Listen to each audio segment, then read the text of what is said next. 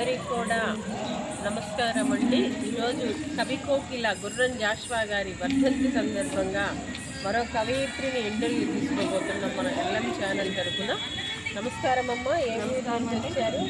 మాది పిడుగురాల మండలం కరాలపాడు గ్రామం అండి. నా పేరు చల్లా సత్యవతి. ఇక్కడ ఏం జరుగుతుందో వచ్చారు కదా? గుర్రం జాషువా గారి వర్ధంతి సందర్భంగా సామాజిక అనే అంశం మీద నా కవితని చదివి వినిపించడానికి వచ్చానండి. చదవండి, మీరు రాసిన కవిత. నేను రాసిన కవిత అసూయ.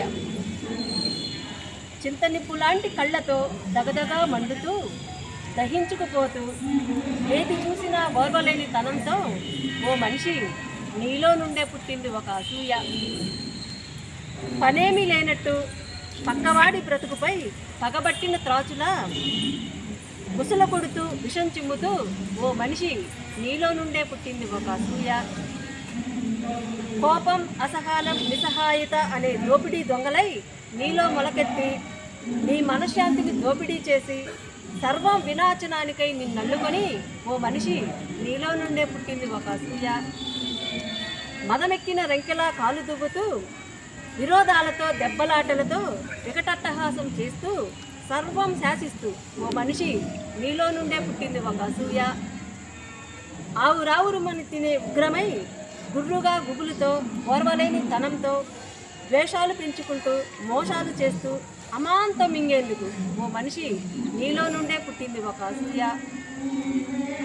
బలహీనతతో వక్రగుణంతో దుర్గుణాలన్నిటినీ నీలో నాటి సుగుణాలన్నిటినీ నాశనం చేసి చిత్తమాలన్యంగా రూపుదిద్దుకొని ఓ మనిషి నీలో నుండే పుట్టింది ఒక అసూయ. మనిషి మీద మనిషి తత్వం ఎలా ఉంటుందనేది కవయిత్రి తన చక్కని కవిభావజాలంతో రాసి ఈరోజు ప్రేక్షకులకి, ప్రజానీకానికి వినిపించినందుకు మన ఛానల్ తరఫున ధన్యవాదాలు తెలియజేస్తున్నాను. కవయిత్రిగా పుట్టడం ఆమె ఎన్నో జన్మలు చేసుకున్న పుణ్యంగా నేను భావిస్తున్నాను.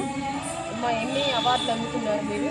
కీర్తిరత్న అవార్డు అందుకున్నానండి. తెలంగాణలో మన గవర్నమెంట్ మన ఉగాది పురస్కారం అందుకున్నాను.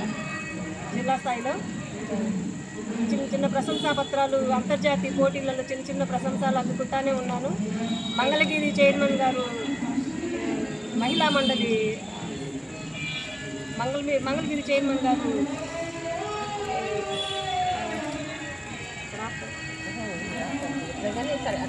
గారు కూడా మమ్మల్ని సన్మానించి సత్కరించారు.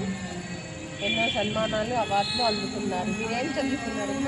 నేను యాక్చువల్లీ చదువుకుంది 7th క్లాసే, కానీ మట్టిలో క్లాస్లోనే మ్యారేజ్ చేయడం జరిగింది. నాలో చదువుకోవాలన్న ఆకాంక్ష, కోరికలు చూసి నా పిల్లలు నన్ను చదివిస్తున్నారు.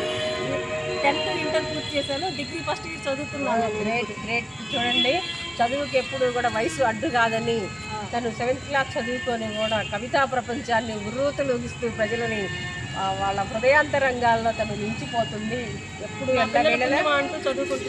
ఎల్లవేళలా తన కవిత్వం కలం అలానే సాగిపోవాలని, ప్రపంచ రికార్డు సాధించాలని ఆకాంక్షిస్తూ మా ఛానల్ తరఫున అభినందిస్తున్నాను. ఈరోజు అవార్డు అందుకోబోతుంది. ఈరోజు తను కూడా తెలియజేస్తాను. థ్యాంక్స్ అమ్మా. మా ఛానల్ థ్యాంక్ యూ అండి.